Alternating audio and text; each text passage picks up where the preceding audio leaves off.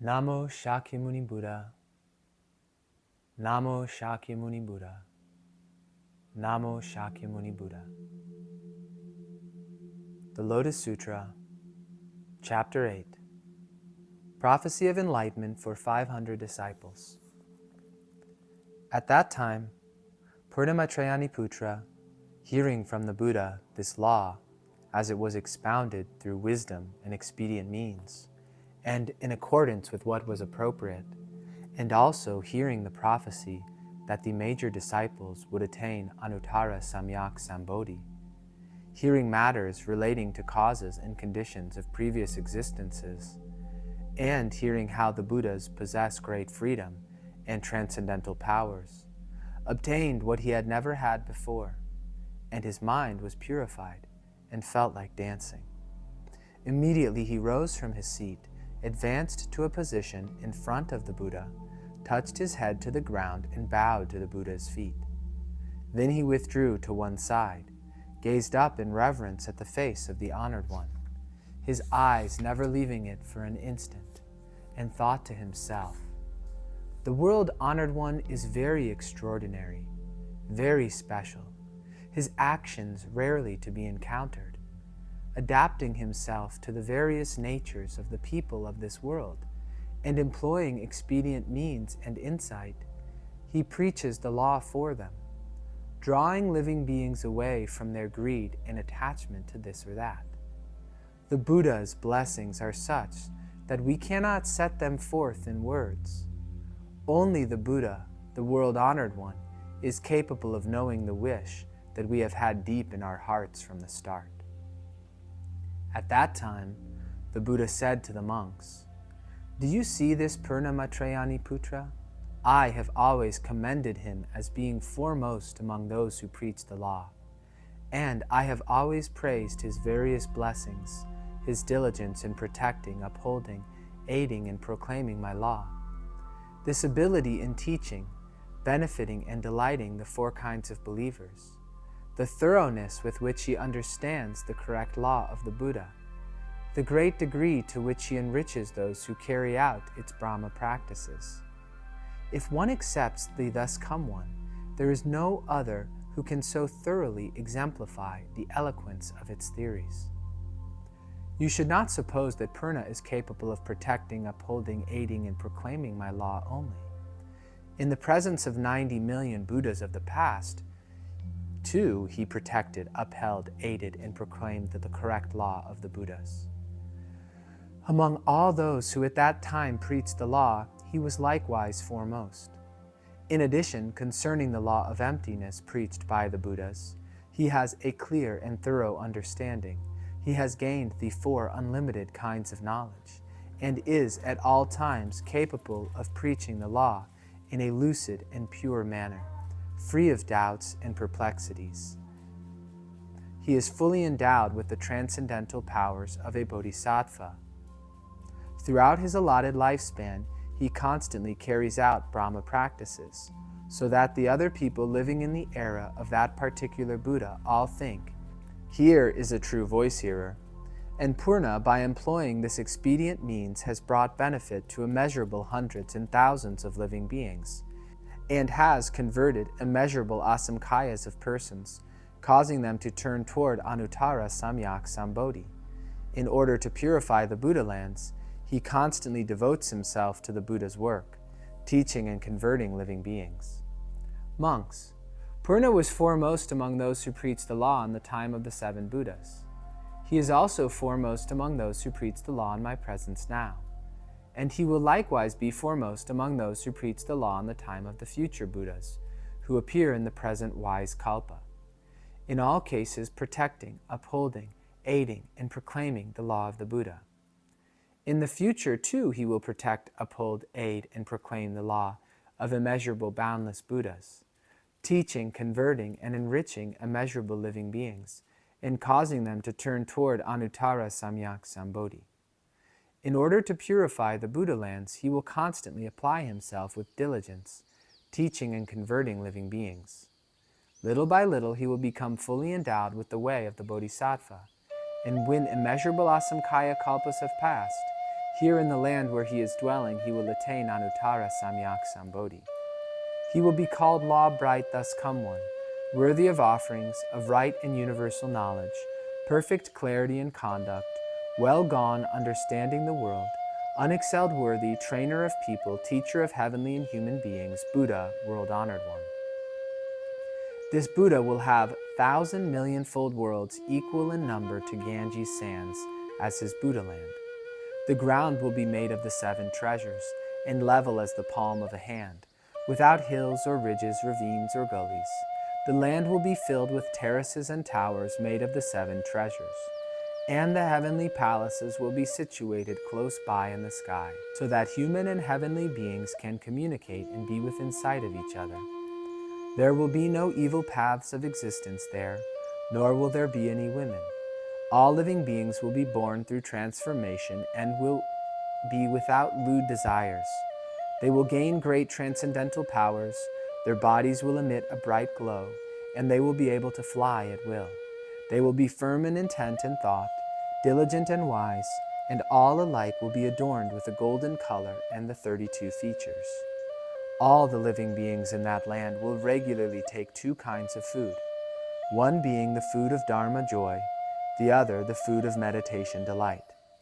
There will be immeasurable asamkhayas, thousands, 10,000s, millions of nayutas of bodhisattvas there, who will gain great transcendental powers, and the 4 unlimited kinds of knowledge, and will be skilled and capable in teaching and converting the different varieties of living beings.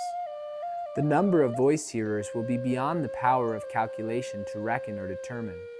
All will be fully endowed with the 6 transcendental powers, the 3 understandings, and the 8 emancipations.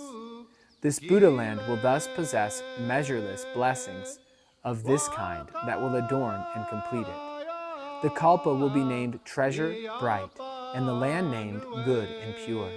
The Buddha's lifespan will be immeasurable asamkhaya kalpas. His law will endure for a very long time, and after the Buddha has passed into extinction, towers adorned with the 7 treasures will be erected to him throughout the entire land. At that time, the world-honored one, wishing to state his meaning once more, spoke in verse form, saying, "You monks, listen carefully. The way followed by the sons of the Buddha, because they are well learned in expedient means, is wonderful beyond conception. They know how most beings delight in a little law and are fearful of great wisdom. Therefore the bodhisattvas pose as voice hearers or pratyeka Buddhas, employing countless expedient means to convert the different kinds of living beings. They proclaim themselves to be voice hearers and say they are far removed from the Buddha way, and so bring emancipation to immeasurable multitudes, allowing them all to achieve success. Limited in aspiration, lazy and indolent though the multitudes are, bit by bit they are led to the attainment of Buddhahood. Inwardly in secret the sons act as bodhisattvas, but outwardly they show themselves as voice hearers. They seem to be lessening desires out of hatred for birth and death, but in truth they are purifying the Buddha lands. Before the multitude they seem possessed of the 3 poisons, or manifest the signs of heretical views. My disciples in this manner use expedient means to save living beings. If I were to describe all the different ways, the many manifestations they display in converting others, the living beings who heard me would be doubtful and perplexed in mind. Now this Purna in the past diligently practiced the way under 1,000,000,000 Buddhas, proclaiming and guarding the law of those Buddhas, in order to seek out unsurpassed wisdom. He went to where the Buddhas were, became a leader among their disciples, one of wide knowledge and wisdom. He showed no fear in what he expounded, and was able to delight the assembly. Never was he weary or disheartened in assisting the work of the Buddhas. He had already passed over into great transcendental powers and possessed the 4 unlimited kinds of knowledge. He knew whether the capacities of the multitude were keen or dull, and constantly preached the pure law. He expounded such principles as these, teaching a multitude of thousands of millions, causing them to reside in the great vehicle law, and himself purifying the Buddha lands.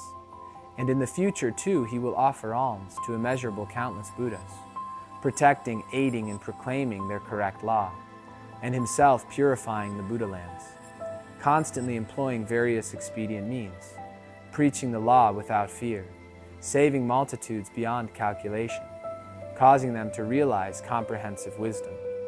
He will offer alms to the thus come ones, guarding and upholding the treasure storehouse of the law. And later he will become a Buddha, known by the name Law Bright.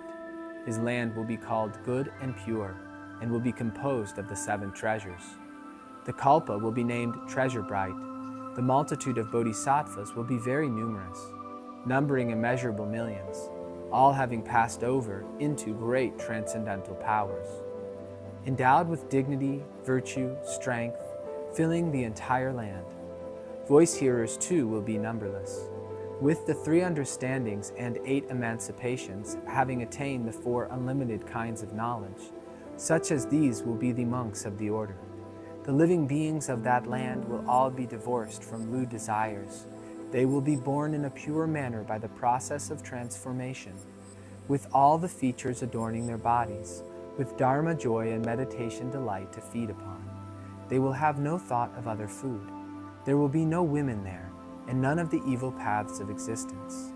The monk Purna, who has won all these blessings to the fullest, and will acquire a pure land such as this, with its great multitude of worthies and sages.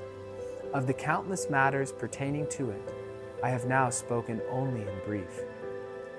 At that time, the 1200 Arhats, being free in mind, thought to themselves, "We rejoice at gaining what we have never had before. If the world-honored one should give each of us a prophecy of enlightenment such as he has given to his other major disciples, would that not be cause for delight?" The Buddha, knowing that this thought was in their minds, said to Mahakasyapa, "On these 1200 Arhats who are now before me, I will one by one bestow a prophecy that they will attain Anuttara Samyak Sambodhi. Among this assembly is a major disciple of mine, the monk Kandinya. He will offer alms to 62,000 million Buddhas, and after that he will become a Buddha.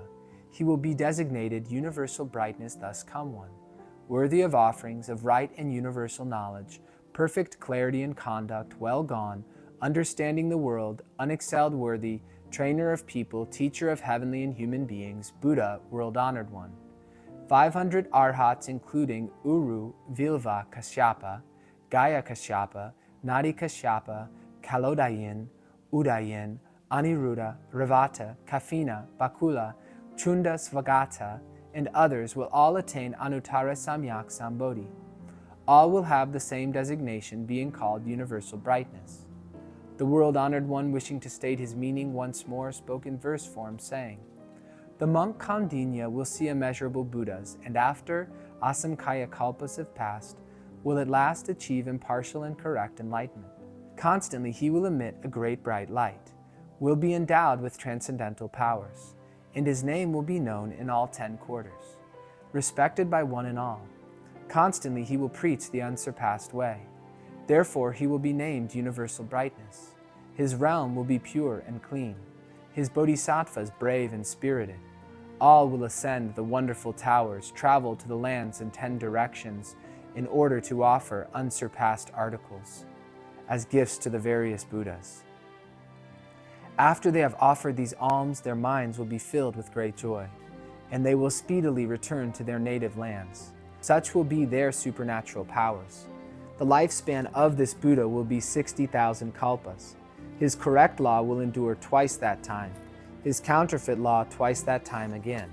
And when his law is extinguished, heavenly and human beings will grieve.